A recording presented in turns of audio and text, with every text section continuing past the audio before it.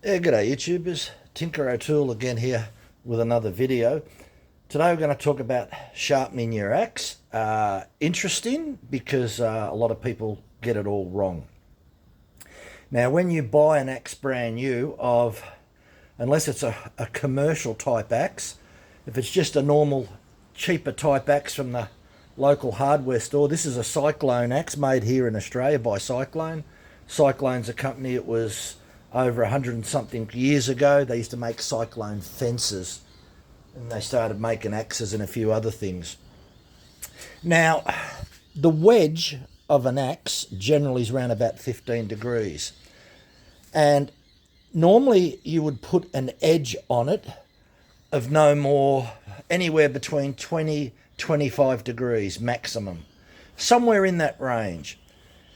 But if people sharpen it up, they can change the beveled edge so that it's actually way out of whack, especially every time they sharpen it.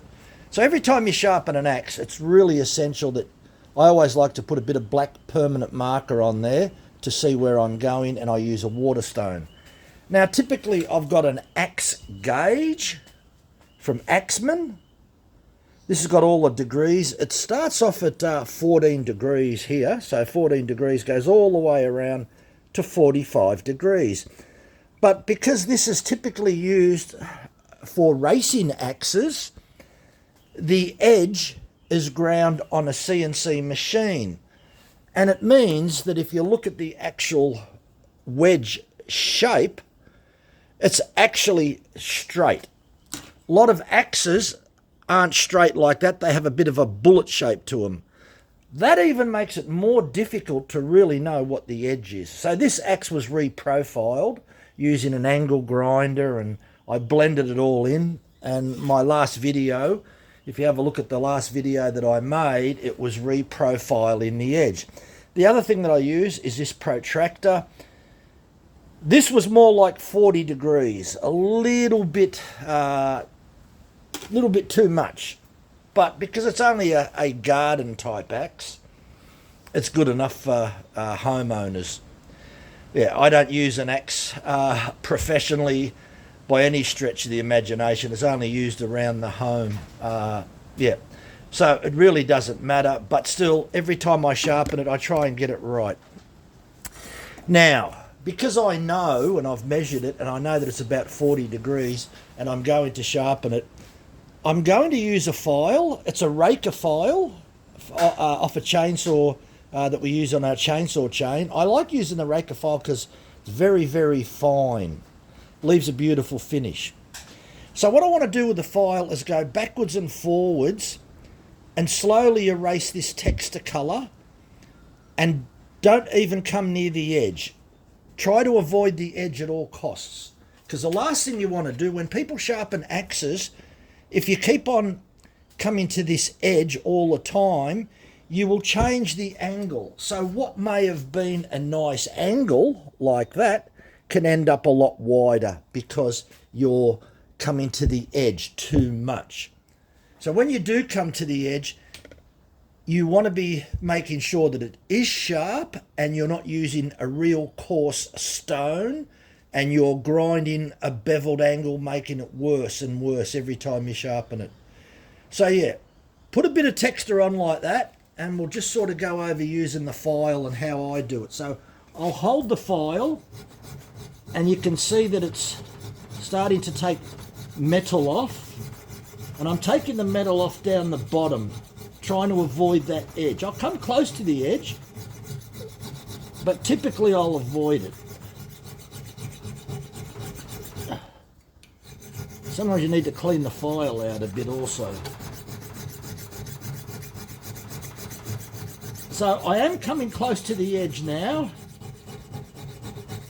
but I'm still totally avoiding the edge.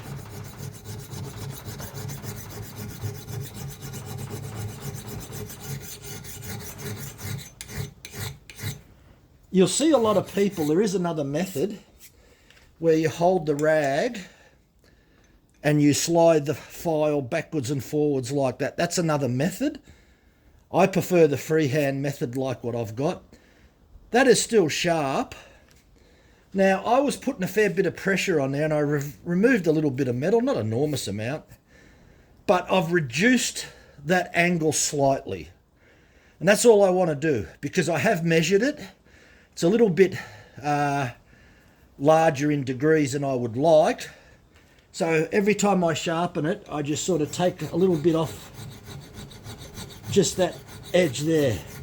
When I first got the axe brand new, it only had about a 2mm beveled edge on it, but it was the wrong angle, like most axes that you buy out of the hardware store.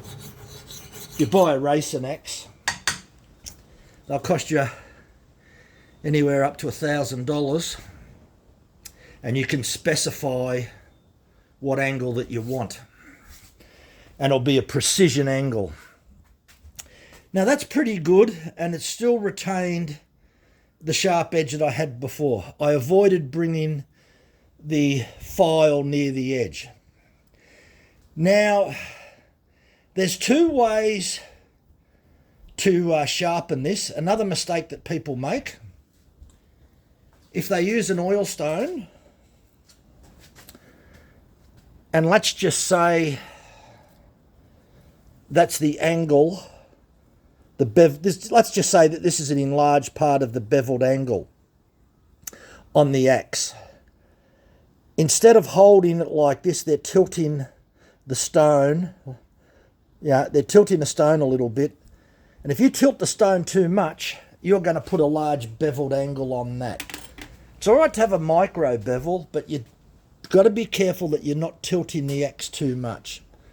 So what I like to do again is get the texter and we'll just mark the edge. Now, what I've got here, I've got that many different type of stones, but I was in a garage sale and I picked up all these stones, very, very fine, really fine. Another one here. This one's a bit coarse. If you have a look at it, it's not even straight, it's worn. Now, someone's really used that on something.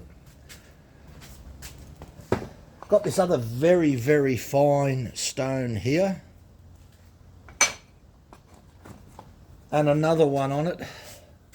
Look how that's worn. You can see how it's worn in the channels there. I don't know what they were grinding, so some old farmer had these.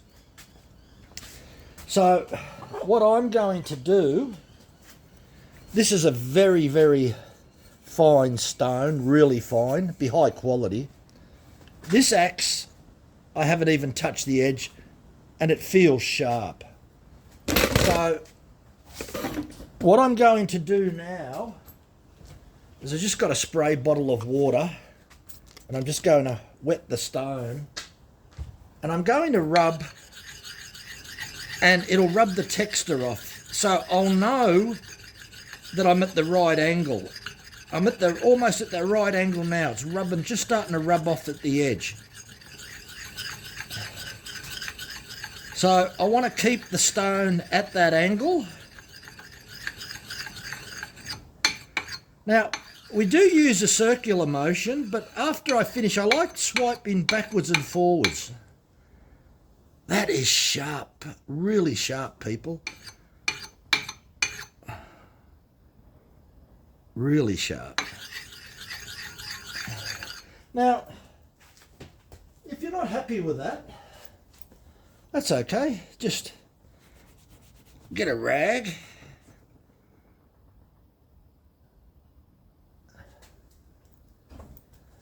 and do it again. So what we'll do, we'll turn it over. And we'll just mark it again.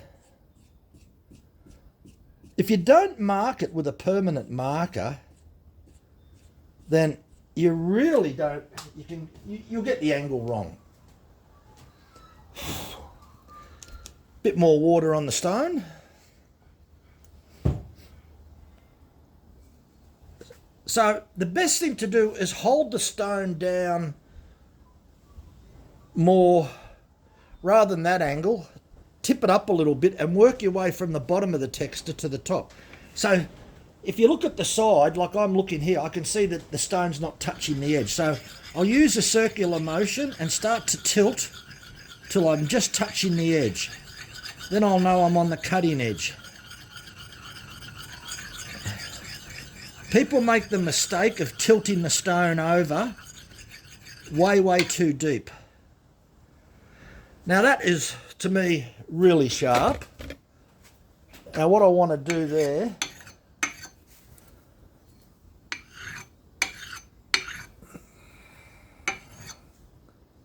that is sharp. For a non-racing axe, that is perfect. I wouldn't be surprised if you could shave hairs off your arm with that. Maybe we'll give it a go. See whether I can shave. I'll get it over here.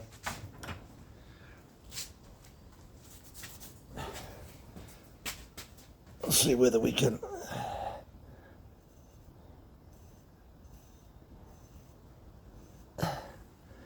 There's the hairs. See whether you can see them. There they are. Hang on. There's the hairs on there. So if you can shave, if you can shave your hairs like that, you know that you've got a sharp axe. And as I said, this type of stone really works well. Now, when you're finished sharpening the stone, your fingers have got a lot of feeling in them. Well, certainly mine do, and I would imagine most other people's do.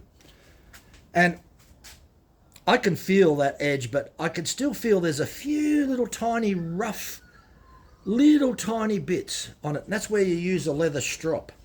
Now again, don't get the leather strop and tilt it like that.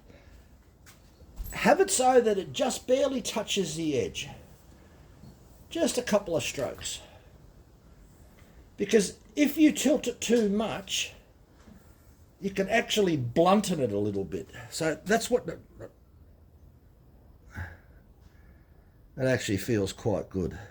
What I'm trying to feel for is rough edges. And I can't feel any rough edges on there now. That's sort of like smoothed it out. That is very sharp, certainly good enough for a homeowner. So, just to briefly recap, when you're sharpening your axe, avoid the edge at first. Take a permanent marker, mark it. If you're just using a oil stone, I prefer not to use oil stones because I can't see what I'm doing. The oil covers up the black texture. It turns grey, the colour of the stone. I prefer to use water. These are water stones. And I always start rubbing at the bottom and work my way up to the edge. So work at the bottom in a circular motion. And then when you come onto the edge, I might only work it on the edge for less than a minute.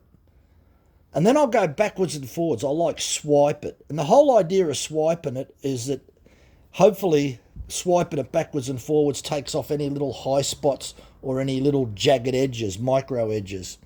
Do it on the same side. So don't spend too much on one side, because if you spend too much on one side, you can actually find out that you can get a burr on the other side. So if you spend a little bit of time on this side, a bit on that side, you can go backwards and forwards. And each time that you do, you really want to use the texture. Look, the last thing that you want to do is hold an oil stone at the wrong angle. If we're looking, if the axe is, just say 15 degrees.